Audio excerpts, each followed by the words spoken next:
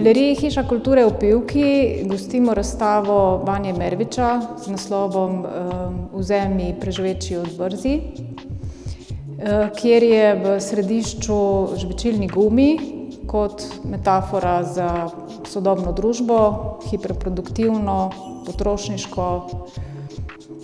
Ta objekt gleda na različne načine in ga na različne načine tudi predstavlja. Kot opozarja, je človeštvo v zadnjih 2 stoletjih naredilo neverjeten tehnološki preskok, vendar pa je vzporedno s tem procesom pospešeno izgubljalo vrednote, zaradi katerih je svet prijeten prostor za življenje. Obkrožajo nas kupi predmetov, ki jih takoj zavržemo, ki so praktično smeti že takrat, ko jih kupimo. Vzporedno s tem se utapljamo v informacijah, nasvetih, idejah, zamislih, ki jih na hitro posrkamo, prežvečimo in izpljunemo, tako kot žvečilni gumi. Umetnik v razstavljenih delih ta žvečilni gumi, popoln predstavnik zavržkov, obravnava kot artefakt in tako skuša najti smisel v njegovem nesmislu. V prvi sobi, v teh prvih fototažih raziskujem bolj to estetizacijo odpadkov, medtem ko te papirju je zgodnjih računalnikov, ko je bil računalnik cela soba in tako je pa tudi raziskujem malo ta odnos med razvojem v bistvu digitalne tehnologije in odpadki. Nekako jaz to po enem takem postopku si pripravim ene matrice iz odvisno kot kdaj je leto gips, cement in pol to izvedemo v neki tej tehniki fototaža, ki jo poznamo kot surrealistično tehniko. Ampak pol so seveda skozi čas različni tudi sodobni umetniki to uporabljali, kot recimo Mona Hatoum, lahko Louis Bourgeois, pa Luigi Ontani. In se mi je zdela tudi kot ena tehnika, ki lahko nekaj poveže kot sama tehnika o tej sodobnosti, ki živimo danes. Ta odtis v bistvu.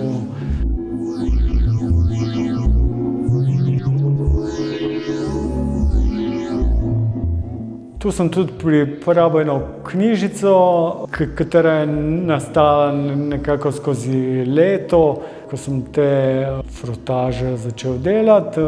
V začetku je bilo mišljeno, da bojo to dopolnjevali tudi eni teksti, zato sem tudi pustil še 13 strani nekako belih. Potem sem se pa v zadnjem momentu zaradi spleta različnih okoliščin tu odločil, da tekste ne dam noter. In to gledalec lahko se pač si nadene rokavičke bele, pa tu poljubno lista. Tu v prvi sobi tudi je ponujen gledalcu tudi ta čingum, ki ga gledalec lahko vzame. Mišljenje tako, da bi pri ogledovanju vseh drugih stvari tudi prežvekoval ta žvečilni gumi, ki ga pol lahko nadaljno tudi zapusti z njim ali pa odloži tu na razstavi. Ta žvečilni gumi nekako že vrsto let se z njim nekako ukvarjam. Se mi je zdel zelo tak izraz tega časa, ko smo bombardirani z vsemi informacijami in vsem z različnih strani, pa vse stvari nič več se ne poglabljamo, ampak samo površinsko mogoče gledamo na stvari. In to cel čas, celo življenje pač prežvekujemo te stvari, pa nič ne prebavimo v resnici. Smo v konstantnem nekem prežvekovanju. In tle v naslednji sobi smo pol ta žvečilni gumi nekako sliko pod tem vrstičnim mikroskopom.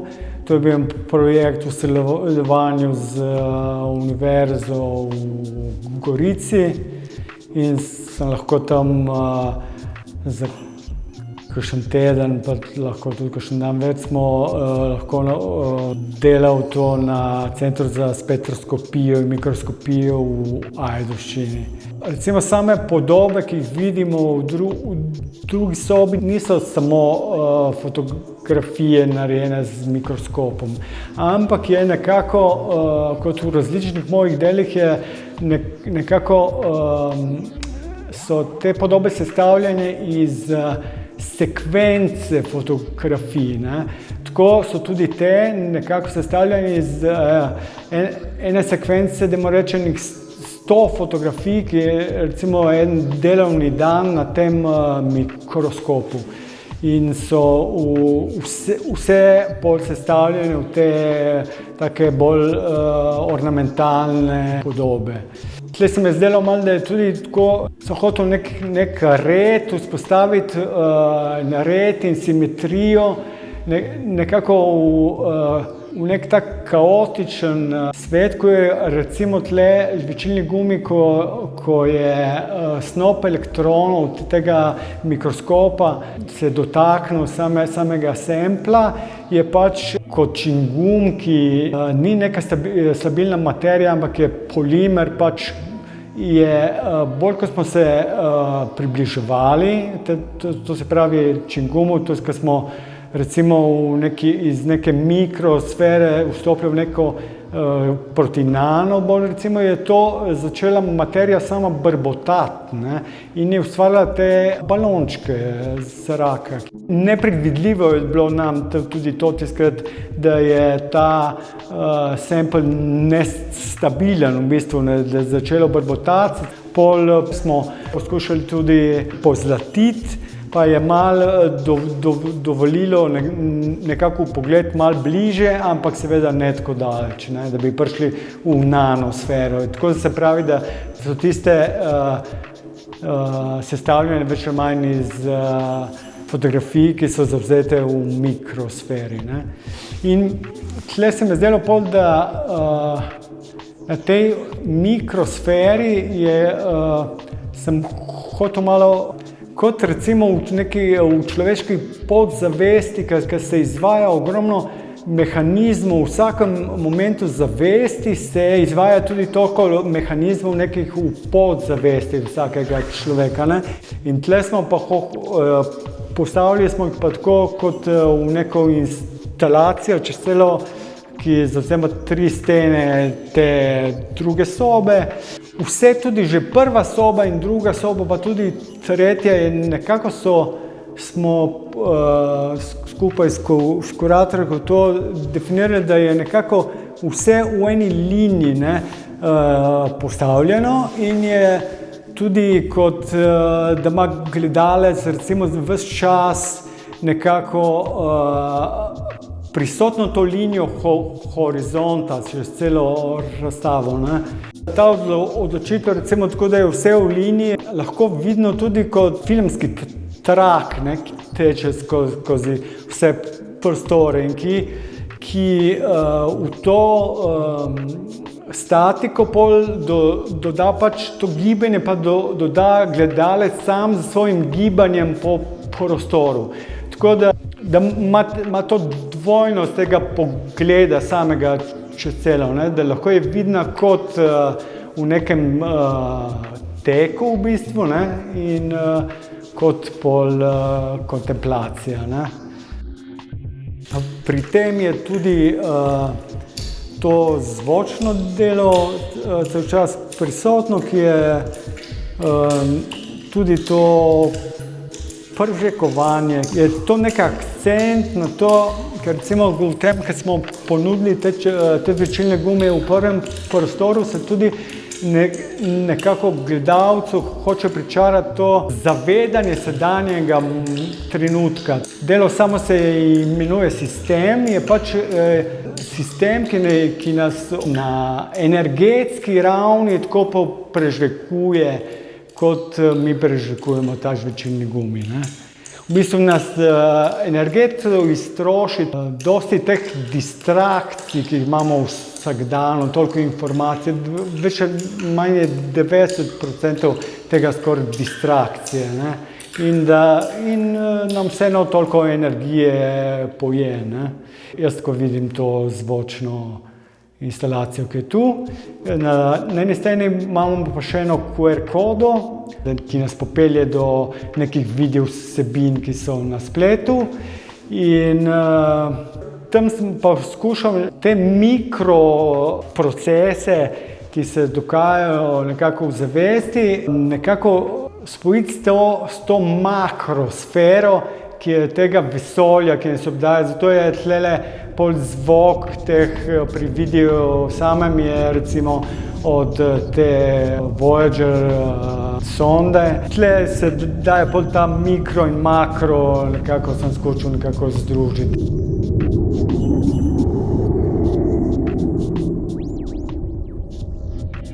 V tretji sobi nekako imamo te objekte, ki so na podu, kjer se sestavljajo nekako z participacijo gledalca samega, ki je nekako skozi prva dva prostora, skozi to prežvekovanje, ta žvečilni gumi že izgubil okus in nekako lahko ga tam odloži, lahko gre pa z njim tudi domov, seveda, ne.